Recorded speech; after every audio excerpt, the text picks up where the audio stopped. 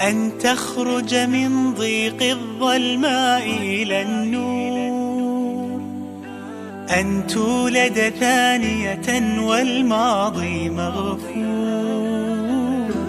لحظة أن تشعر بالله في قلبك يقذف بهدى، هذا ما لا يدركه وصف وشعور. يا الله إني ناديتك وسعيت، إني استهديتك فهديت، بالقرآن أنرت طريقي